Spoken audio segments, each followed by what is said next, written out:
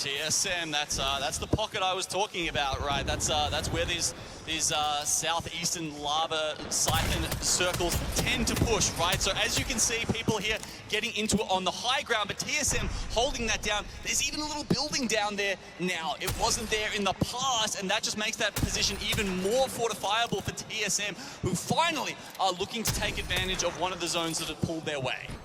Decides to maybe hold on to that black hole. Where'd that one enemy come from the high ground? Now he's behind them. Exet engaging in this fight.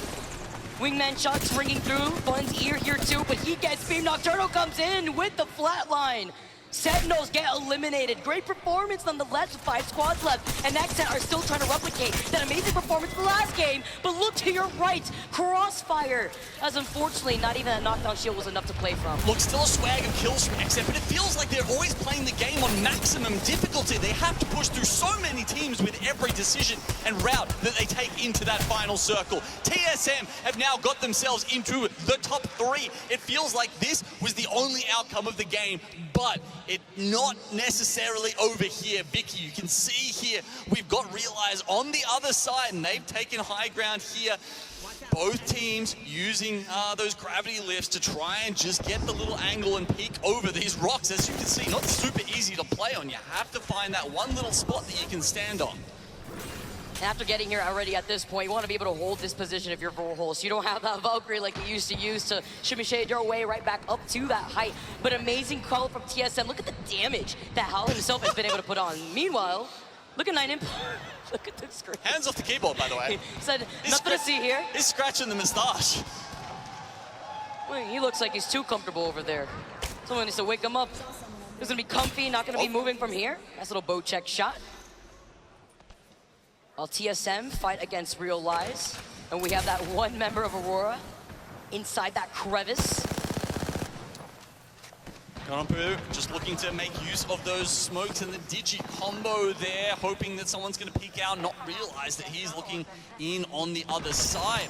All of that smoke and get the damage done, the amount that they can get to start pushing in.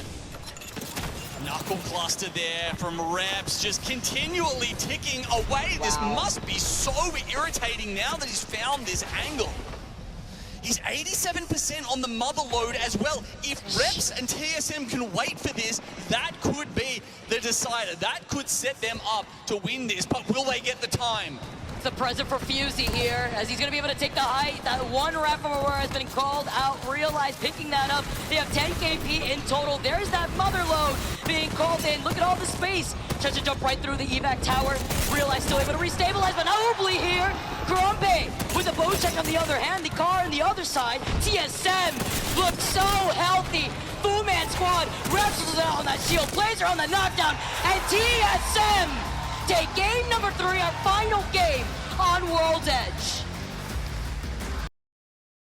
A lot of these areas have been taken, and a lot of those squads that have just been hanging out in the north, like you mentioned earlier, Fnatic playing it really well, Dreamfire not having to move much, are able to wait all these teams out. I mean, Dreamfire has such strong positioning. They got the zone called. Fnatic has to move, but not very far. But TSM has found themselves underneath still in the red room between Dreamfire and Fnatic and LCD. Meanwhile, TSM waiting below everyone. Yeah, just chill. Just hanging out. No howling yet, though, right? We're good. It's a great position for TSM. Dreamfire, though, another one of those teams that has been quite comfy here. They have angles on a lot of these teams. Will be able to do some annoying poke damage when all of those pushes in, those drops down that you're talking about, start to happen. Only really having to worry about Fnatic to their side.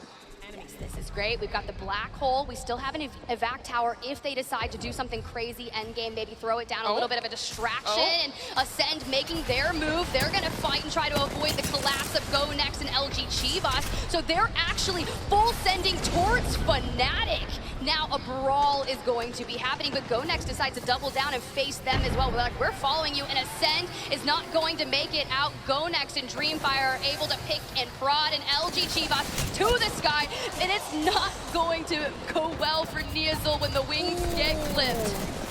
I was about to say this could potentially work out for them, but then they went high, and they were spotted out very, very quickly. Aurora had been holding their left side the entire time, but now Aurora go next, have to battle it out. Aurora down to just 2 and barely a second, really. Impulse, the last man standing for the team, not about to last much longer. And Dreamfire, we talked about it, perfectly positioned the whole time. Go up in the sky to deal that damage, Div.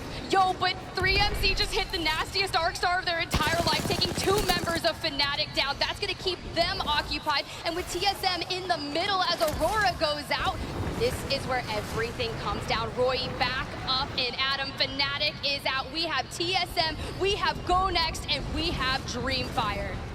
This was played beautifully by both Dreamfire and TSM. Gonex had to battle tooth and nail to get here. Dreamfire in the fight, down to 2. This is gonna be a rough fight for them. Roy trying to hold on.